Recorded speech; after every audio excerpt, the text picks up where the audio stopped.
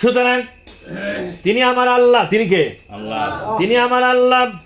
এই দুনিয়া এবং আসমান তিনি তৈরি করেছেন ফি সিত্তাতি আইয়াম, 6 দিনে। জোরে কোন কয় দিনে?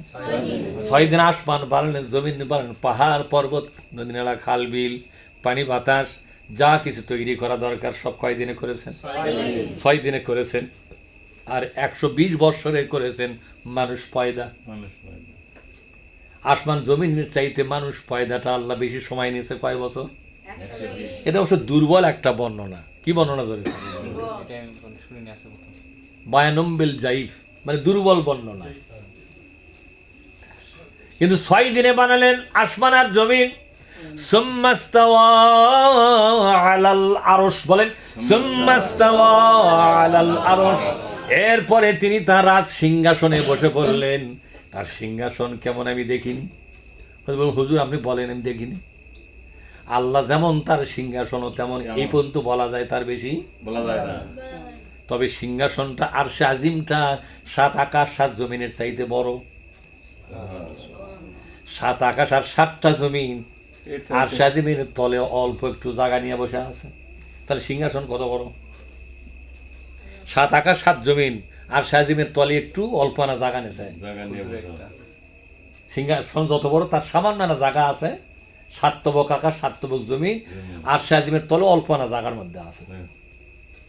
তাহলে সিংহাসন কত বড়? আল্লাহ সিংহাসন বিশাল। আমাকে সাত করে তো বড় হবে না? কথা খারাপ, এই যাও কথা কম লাগে। 7 আকাশ আর 7টা জমিন একত্র করে আর সাজিমের তলে অল্পনা জায়গা হয়েছে, সব ফাঁকায় আছে, অল্পনা জায়গার মধ্যে আছে। ইসরায়েল খেয়াল করছে কেমন যে এটা কি হলে রে, কিসের চাট করার মাঠ কর। এই সিংহাসনে তিনি বসলেন একদিনে। এই মোট হলো কয়দিন? 7 দিন। কয়দিন হলো? 6 দিনে সৃষ্টি জগৎ তৈরি। জোরে বলুন। 6 দিনে সৃষ্টি জগৎ তৈরি। 7ম দিনে আল্লাহ পাক তার আরশে আজিমে বসলেন এই সৃষ্টি জগৎ কিভাবে চলবে তার পরিকল্পনা করার জন্য।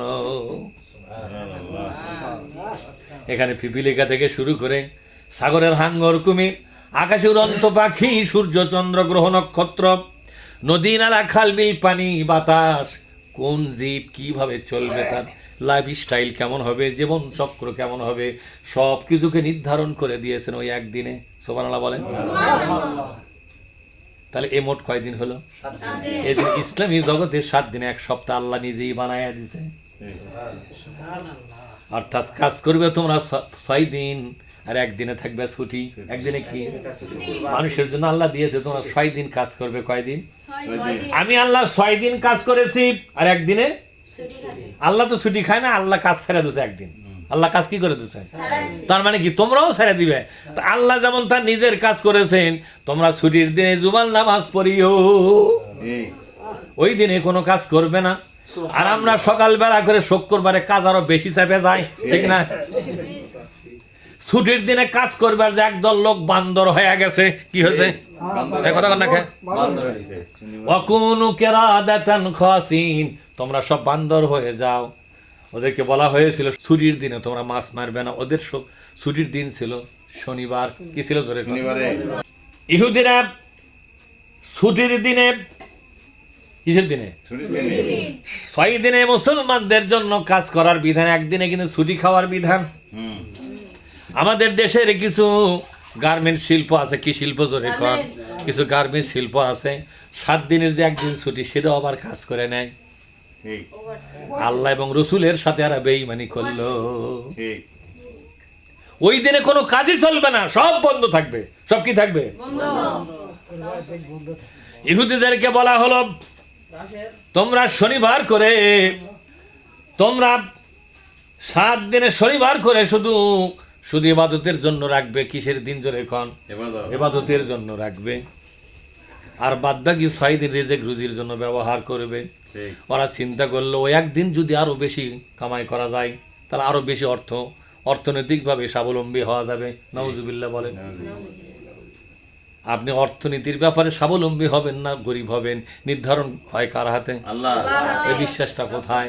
আল্লাহ বলেছে 6 দিনে কামাই করলেও একদিন আমি এমনি পার করে দেব।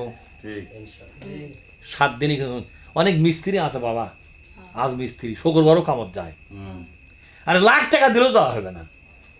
কথা বলেন, কারণ আল্লাহ দিয়েছে ছুটি, তুমি সেই ছুটিটা ভোগ না করে তুমি দৌড়াচ্ছ কি জন্যে?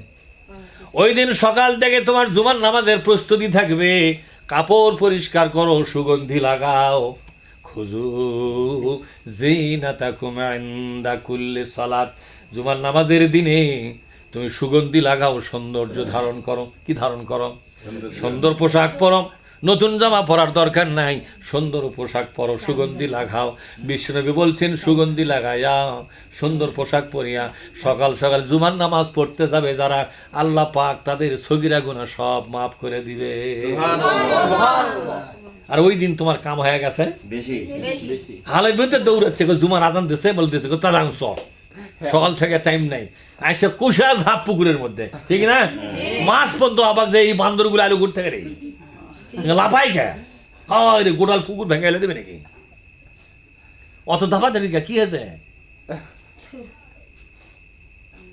আল্লাহ দিয়েছে ছুটি, সেই ছুটিকে তুমি বাতিল করে দিয়া ওটাও কামাইয়ের জন্য দিন ধার্য করে ফেললে, এটা আল্লাহ পাক মেনে নেবে না। জুমার নামাজের সম্মানে গোটা দিন তোমার কি আজকে ছুটি, ছুটির দিন। এই ছুটির দিনে একটা বৃহত্তম নামাজ, তার নাম কি নামাজ? জুমার নামাজ। কি নামাজ জোরে বলুন? জুমার নামাজ। তা আল্লাহ পাক বলেন সুম্মাস্তাওয়া আলাল আরশ, এরপরে তিনি আরশে আজিমে সমাসীন হয়ে গেলেন, আরশে আজিম অবস্থান নিয়ে নিলেন। হতে বলবেন হুজুর তাহলে এই সৃষ্টি করার সময় তিনি কোথায় ছিলেন? ষষ্ঠ দিনে তিনি আরশে আজিমে বসলেন, তার আগে তো অন্য জায়গায় তাহলে ছিলেন আমরা জানি না। এই কথাটা হলো রহস্যমূলক কথা, এটা আয়াতে মুতাশাবিহাত, জোরে কোন আয়াতে কি? মুতাশাবিহাত। কিয়ামতের ময়দান ছাড়া আল্লাহ পাক এটা এখনো খুলাসা করে দেয় নাই। আমরা বিশ্বাস করি আল্লাহ পাক নিশ্চয়ই কোনো রহস্য এখানে লুকে রেখেছে, এটার পিছনে আমাদের দৌড়ে কোনো। তাহলে 6 দিন পর উনি আরশে আজিমে গেলেন, তাহলে এই 6 দিন ছিল কোথায়? এটাও তারা কথা, আমরা জানি না কোথায় ছিল। তার ব্যাপার, এটা ব্যাপারটা কার?